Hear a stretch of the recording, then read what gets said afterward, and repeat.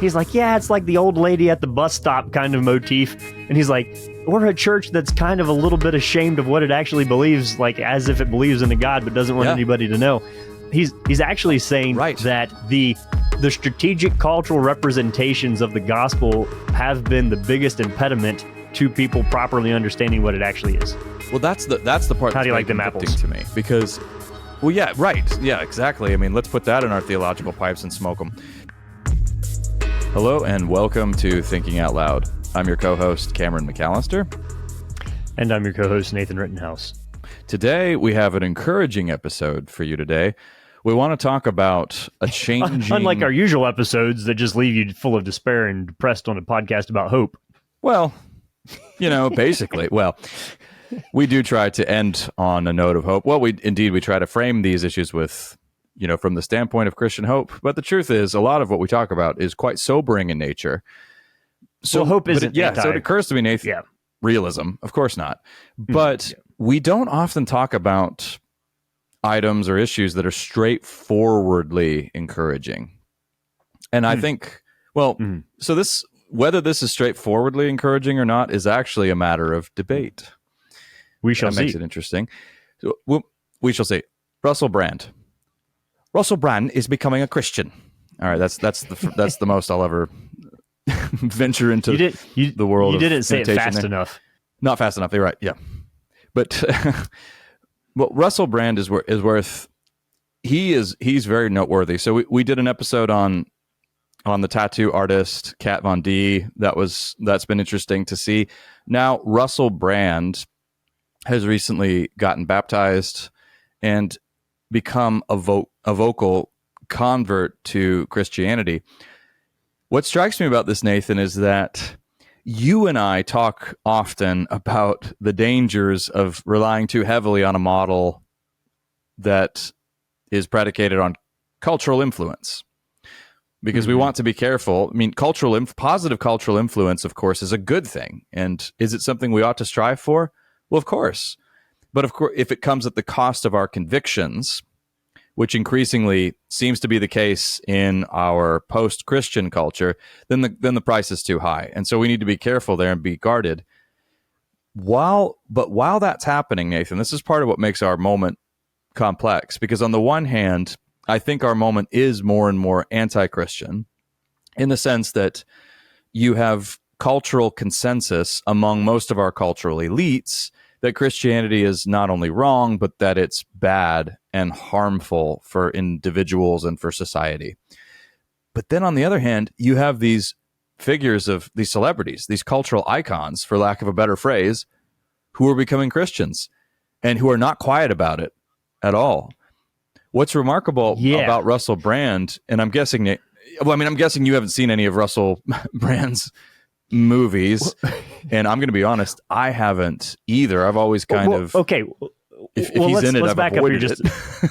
Let's back up a second, because just in case somebody's not clear who we're talking about here, you missed this generationally or entertainment one way or the other. Russell Brand is like the closest modern representation of the Book of Ecclesiastes possible. So if you want somebody who has taken the idea of hedonism and run with it to its logical conclusion as like the international playboy extraordinaire, this is that guy. From drugs to sex addiction to and all of it's been like not even tabloid, like front page news for the last 2 decades. That's who this guy is, basically. Very articulate, very funny. But the reason that very charming, Cameron and I would say, obviously. But the reason we haven't seen his movies is because him being in a movie basically disqualified it from being something worth paying attention to. That's the level of character that we're talking about here. So just that for background, in case you're wondering. Yes, and he kind of had some serious falls from grace. His previous marriage to pop singer Katy Perry fell apart because, you guessed it, infidelity and among other things. The man has had his share of scandal as well. And so he found himself asking, as one does, what does this all mean? I mean, I'm supposedly a person who has everything.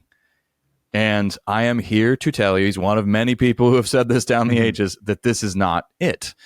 And so he kind of meandered his way through New Age spirituality. And he's pretty ironic and quite self-aware on this. He'll say, of course, it was New Age spirituality. I'm kind of a walking cliche there, but ended up at the feet of Christ. I mean, and I just have to say, Nathan, there's something very surreal about watching a video of Russell Brand talking about making many of the same points that some of our best Christian ministers have been making about the culture over the years, and leading a book club on C.S. Lewis's Mere Christianity. Mere Christianity. I mean, so those are the moments. Yeah, so those are the moments where I think, all right, do I need to pinch myself? Yeah, I know we're in the negative world. I know things are pretty dark in many ways, very sobering. But on the other hand, Russell Brand's leading a book club on Mere Christianity. This is the guy from Forgetting Sarah Marshall. Are you kidding me? And then Richard Dawkins is, very clear that he doesn't believe in God, but he's admitting that a Christian culture is superior to other cultures, that he's a cultural Christian. I mean, something's happening here, and it's not bad. And I understand that there are degrees of skepticism here. I mean, we can talk about Candace Owens becoming Catholic. We can talk about Ayan Hirsi Ali becoming a Christian. We can talk about Tom Holland, not Spider-Man, maybe working his way toward Christianity. Maybe one day Jordan Peterson will go ahead and just admit and get off the fence that he's been on for so long. Okay, time out. It's pretty amazing to see, Nathan. I find it very encouraging. This is all helpful. Yeah, time out. Yeah. Okay. It is encouraging, but let's get there slowly. Let's just not get all excited here. Oh, here comes the curmudgeon. Boy. So for once, Nathan's going to be the grumpy there a little bit. No. Okay. Hang on. So why answer this question for me? So there's like the names you've listed fall into different categories in my mind of, or maybe they don't, types or reasons for converting. So let's throw Dawkins off the bus immediately, because he's like, I don't believe a word of it is true, but I would rather live in a Christian society. Right. Like, so that's total pragmatism of like just recognizing that this is better for.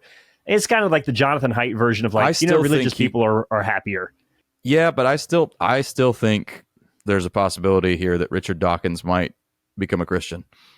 You're right. I'm not ruling it out. Political expediency, that's pretty thin. It's a step, but I think that might be a stepping stone for some of these people. I don't know about Richard Dawkins. Okay, so it definitely was a stepping stone for Ayan Hirsi Ali.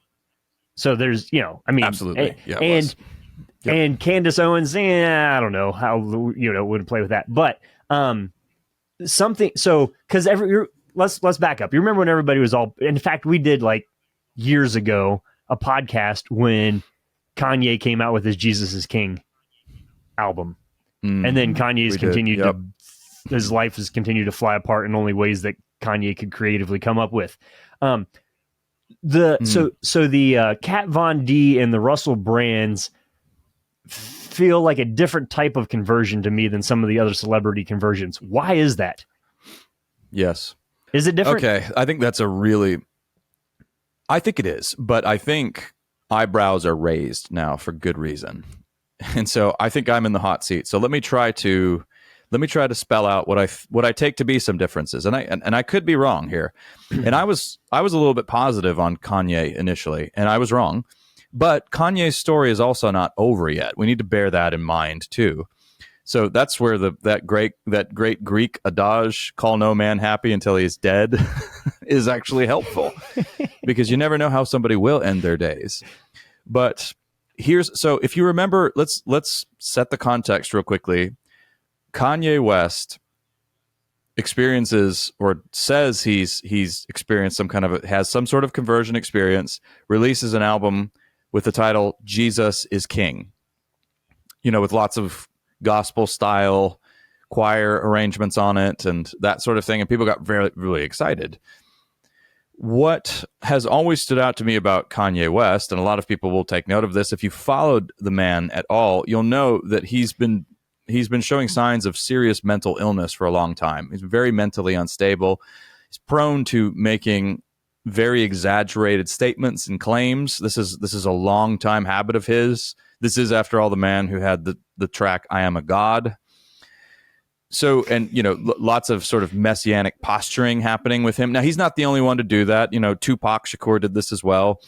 But, just carrying it very, very, to great heights. So I think there was a lot of reason for some skepticism. I think I was cautiously optimistic about Kanye, if I remember back to that that episode. But clearly, I mean, now he's talking about starting a porn company. He's in financial dire straits because of his kind of Howard Hughes-like behavior. So, yes, and also let's bring in some other celebrities, Nathan, while we're at it, who have misled Christians down the years. So I think Bob Dylan fits in this category. This is a controversial statement to make. But Nathan, are you aware of Bob Dylan's Christian phase? Yeah. So, and we talked about this when we talked about, I think we did. We covered this when we talked about, was the Kat Von D one?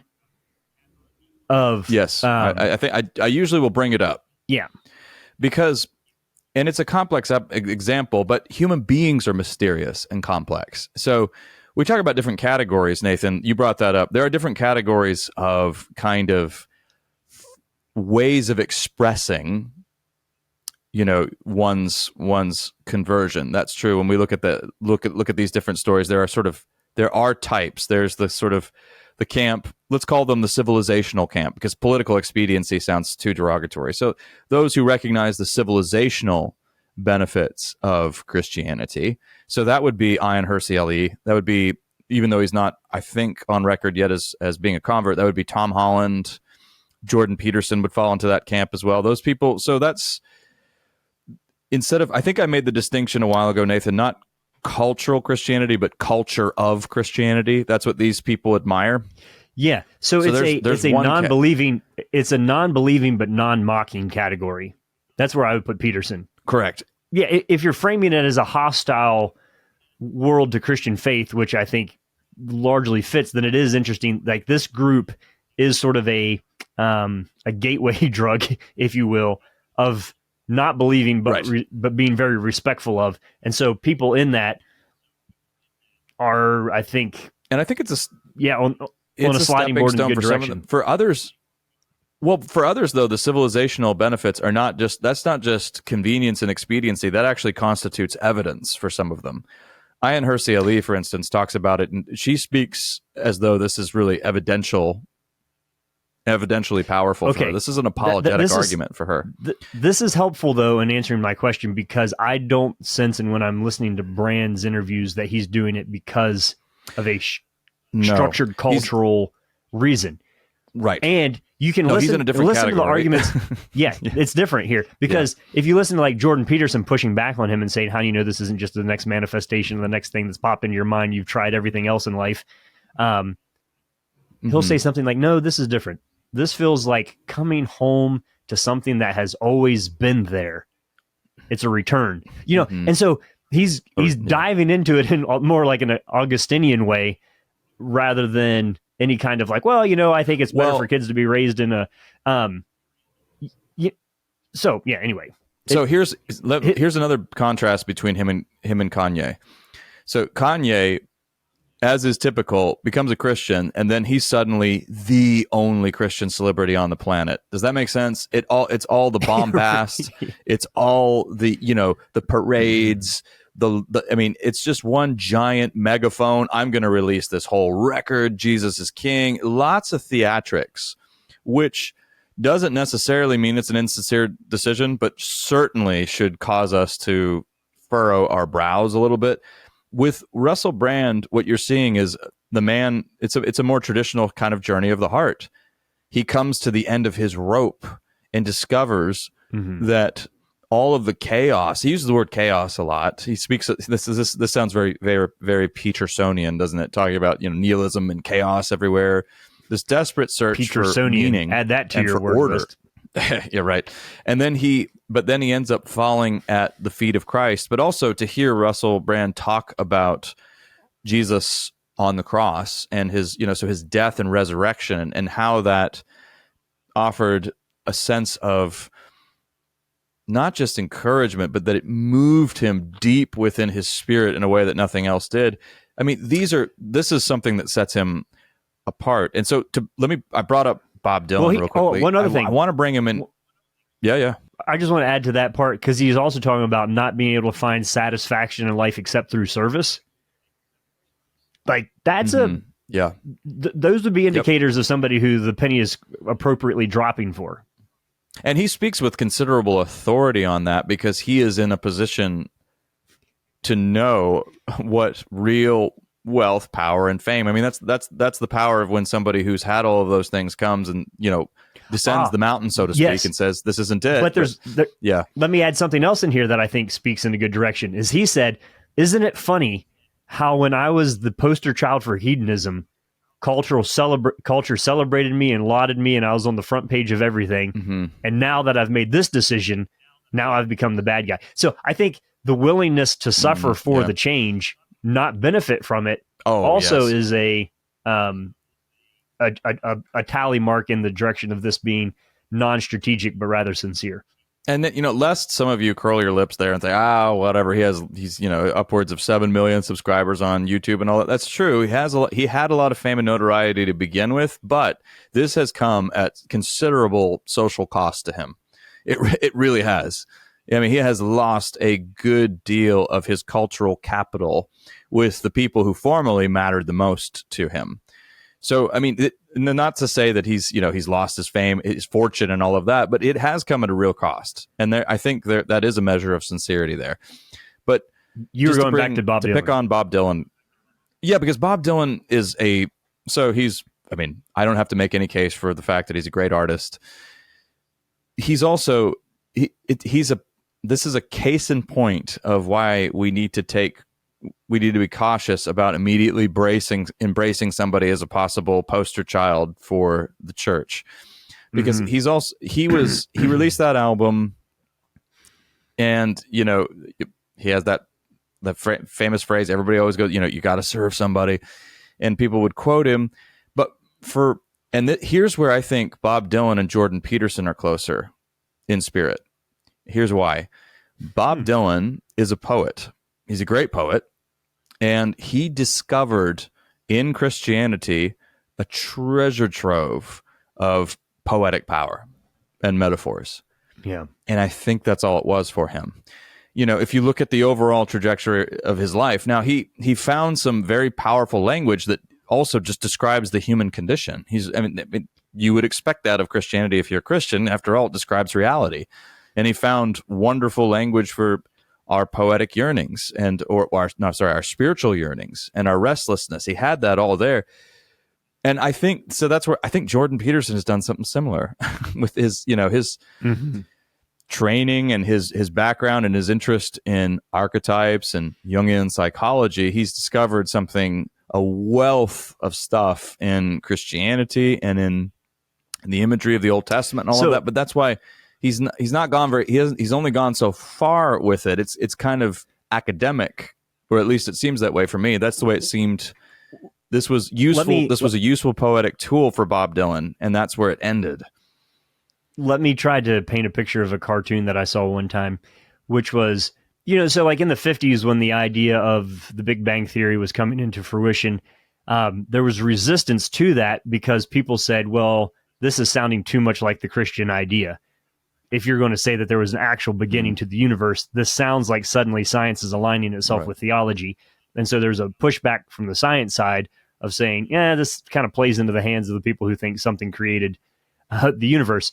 And so there's a cartoon where it's like a mountain, and you had, kind of the astrophysicist climbing up the top. And as they come over the peak, there's a group of theologians sitting around a campfire that say, welcome. We've been here a long time. That's right. So the sense of like this deep energy expended in order to come to the conclusion that theologians had been at for a long time. There's a little bit of that going on there, I think, with Peterson. Also, I would put Jonathan Haidt in that, where you have these moral psychologists who can't articulate their science without using biblical imagery and analogy and metaphor, and are finding that the biblical language, playing off your Bob Dylan's poetic, treasure trove here, actually the best describes human interactions in reality. So that doesn't mean you have to believe it in order to see that power is there. And lots of Western artists and writers and everybody else have done that. But that's yeah. Let me switch gears here just a second. So we can acknowledge all of that. I want to say two things. One is that a celebrity converting or deconverting has no practical outworking on my faith at all. That's the danger I think we talked about back when we talked about Kanye and some of these other ones, is if you're tempted to think that your faith is more real because a famous person believes it, that is not a good foundation for holding a belief at all. And so it has no bearing on the degree to which I think something is true because somebody famous believes it. And there's always been that attempt within the church, like, oh, this athlete, this songwriter, this movie star. Right. Okay. So let me say this carefully. So what? Only in the sense that doesn't make what you believe more true because somebody famous believes it. It is massively important for their own personal lives and growth and development. But yeah, just want to make sure that we throw that into this conversation again. Yeah, and we've talked about the pitfalls of celebrity Christianity, but part of what is different about this though is, so previously, I think what the danger you're pointing to is also, one way we could say it is, all right, these celebrities bolster the church's credibility. So that's we've got Chuck model. Norris. They do not. Yes, right. We've got Chuck Norris. We've got Russell Brand now. No, that doesn't. So, but what's happened? But now an odd shift has happened. This is different. So it's not so much now the case that the church is leaning on these celebrities for credibility. These celebrities are defectors from secularism, and they are going to the church because they recognize that it has credibility in a way that their previous world didn't. That's what feels different about this to me. Yes. So, but all right, this has some implications on how we think about some things here. And this is where I was hoping to get to go. Cameron, if we think about the conversion of Russell Brand, what form of activism, policy, legal system, strategy, where does the church get to say yes? And because of our political activism, Russell Brand is a model of our success in influencing cultural influencers. Give it to me. Where's the strategy behind that? Well, zero. Right. So this thrills me to no end. There's no possible way. Now, the church has existed and has reached out. And, it was interesting. You were saying, Russell Brand is quoting people that who work for organizations that we know. Like, there has to be a public face to the church and people to be reached out to and latch onto here. But let's not act like it was because of some phenomenal strategy that the church had for cultural engagement that Russell Brand got baptized. None of it. And why he was that not drawn in by any. Yeah. Yeah. It tickles me because it's a vindication. It's a vindication because we've been Jeremiah's on this one for a while, Nathan, and I think, but yeah, so no program of really cutting edge cultural engagement pulled the Russell Brands in. No, or the Tom Hollands or the Ayan Hirsi Ali's. That's not in fact, if anything, they're drawn much more by some of what we would consider the culture would consider to be some of the least fashionable, dogmatic, thick religious aspects of Christianity. They're drawn by that because they see a degree of stability and rootedness to it. And in fact, he takes a little bit of a shot at the Church of England. He's like, yeah, it's like the old lady at the bus stop kind of motif. And he's like, we're a church that's kind of a little bit ashamed of what it actually believes, like as if it believes in a God, but doesn't want anybody to know.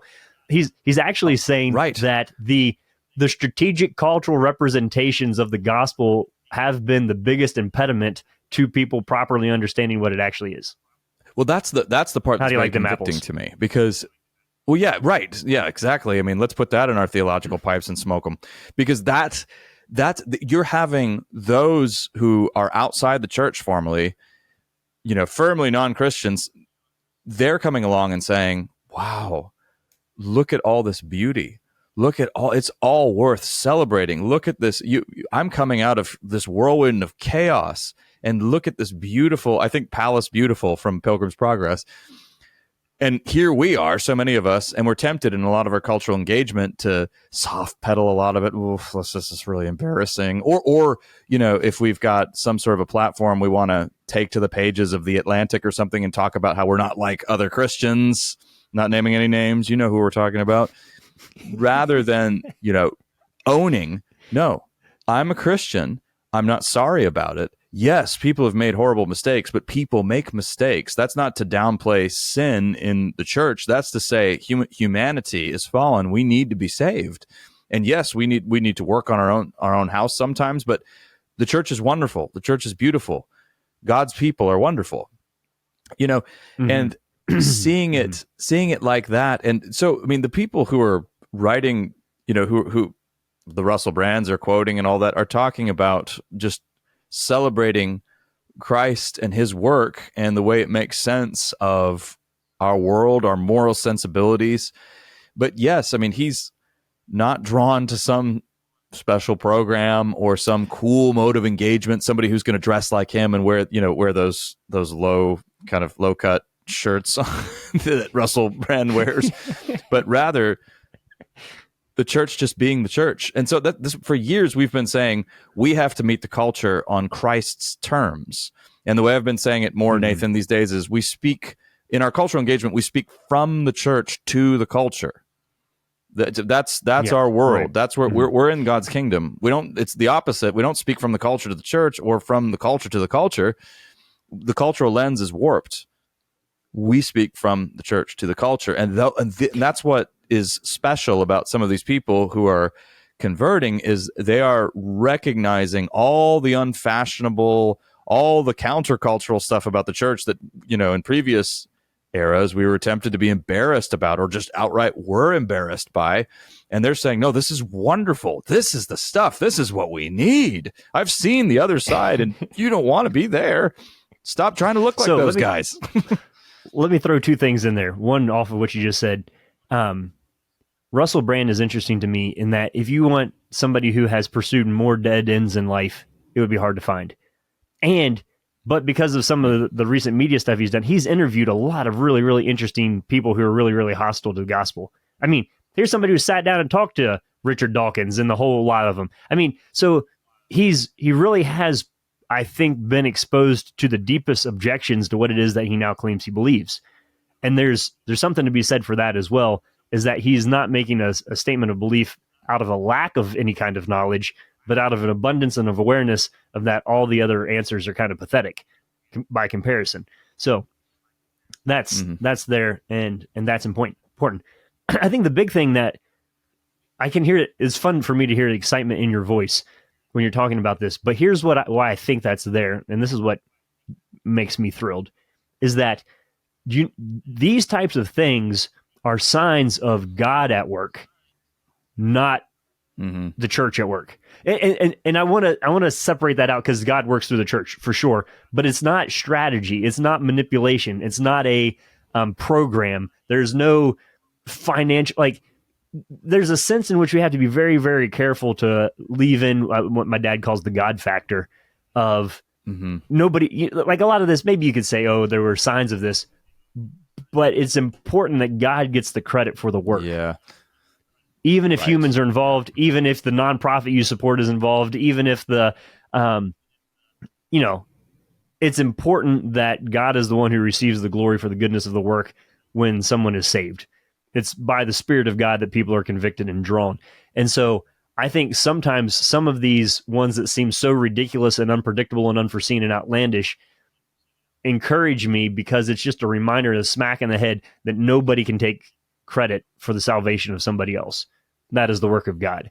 And so in all of our, I know I'm coming across, I think in this podcast is kind of anti-strategy, political, whatever.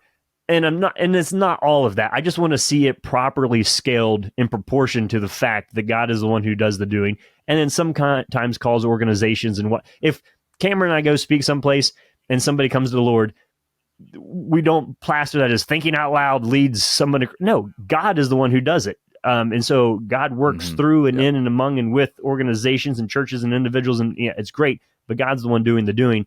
And I think whenever we see people who seemingly come to Christ out of God's sometimes quick and sometimes slow process of having people feel like they're returning home to something that has always been there that they've never wanted to deal with, but now that they are looking into it, seems beautiful to them. It's the hound of heaven, to use the poetic phrase there. Amen. That reminds us that God is the one who does the doing here. And I think that's an important thing for us to latch onto in the midst of that. And that's the thing that I think is really worth celebrating in any conversion, whether it's your next door neighbor or a global celebrity. So I think we'll leave it there. You've been listening to Thinking Out Loud, a podcast where we think out loud about current events and Christian hope. Thanks for listening to Thinking Out Loud. If you'd like to learn more about what we do, book Nathan or Cameron, or if you'd like to support us financially, whether through a one-time donation or on a monthly basis, you can do so on the donate page at www.toltogether.com. That's toltogether.com. And please consider leaving us a 5-star rating and sharing this content with your friends. It really does help.